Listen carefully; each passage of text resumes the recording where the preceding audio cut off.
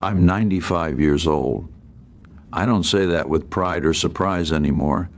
It's simply a fact, like the way my hands rest heavier than they used to, or how mornings arrive more quietly now. 95 means I've had time to see patterns form in my life, then repeat themselves even when I thought I had learned. It means I've outlived most of the people who once knew my younger voice, my quicker walk, my certainty about how things would turn out.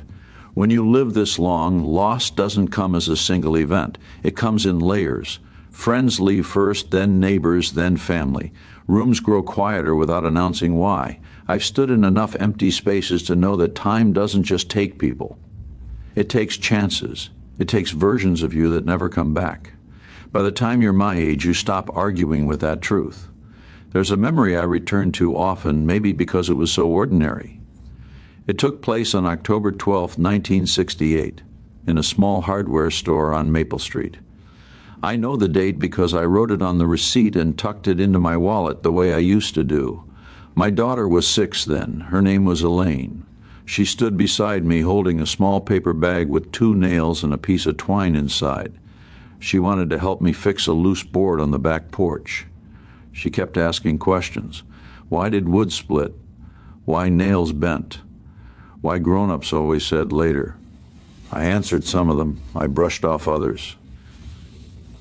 I remember glancing at my watch more than once, already thinking about the next thing I needed to do. When we got home, I told her we'd fix the porch another day. She nodded, like children do when they trust tomorrow more than today. We never did fix it together. I told myself many times that I would change that habit.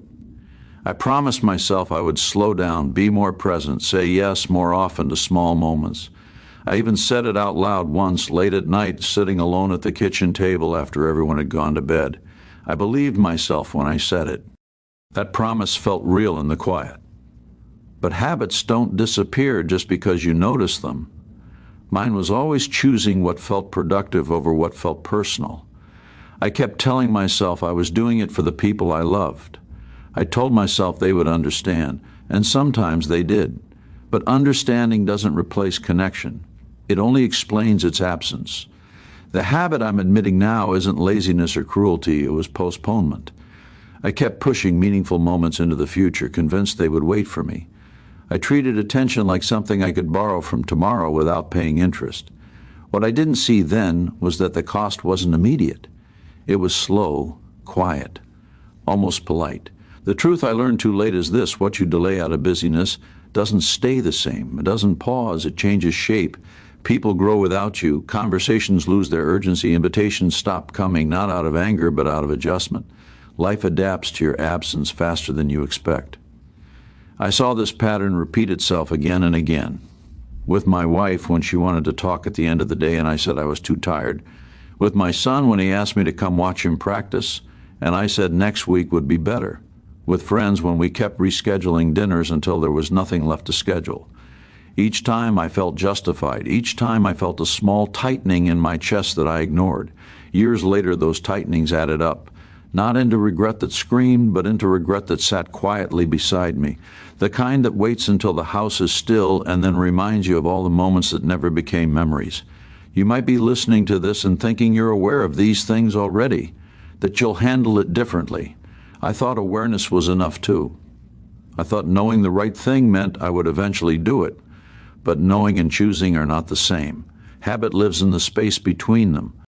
I imagine you in a familiar place right now. Maybe there's a phone nearby, face down. Maybe there's a message you haven't answered because you don't have the energy for it. Maybe someone crossed your mind earlier today and you thought, I'll reach out later. That later feels harmless. It always does.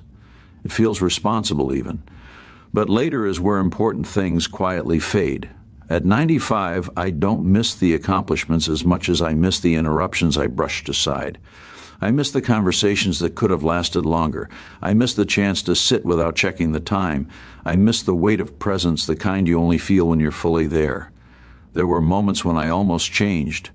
I remember a Sunday afternoon in 1983 sitting on the back steps with my wife, sunlight warming the concrete. She leaned her head on my shoulder, And for once, I didn't rush to stand up. I told myself, this is it. This is what matters. I held on to that feeling for a while. But habits are patient. They wait until you're tired again. If I could speak to you as one person to another without authority or advice, I would just ask you to notice what you keep delaying because it doesn't demand urgency. The quiet things rarely shout. They assume you'll hear them anyway. And when you don't, they don't protest. They just step back. My life wasn't ruined by this habit. It was slowly thinned by it. That's harder to notice and harder to forgive yourself for. You don't wake up one day and realize what you've lost. You realize it gradually as rooms empty and voices become memories. Now at 95, time doesn't feel scarce the way people imagine. It feels precious in a different way.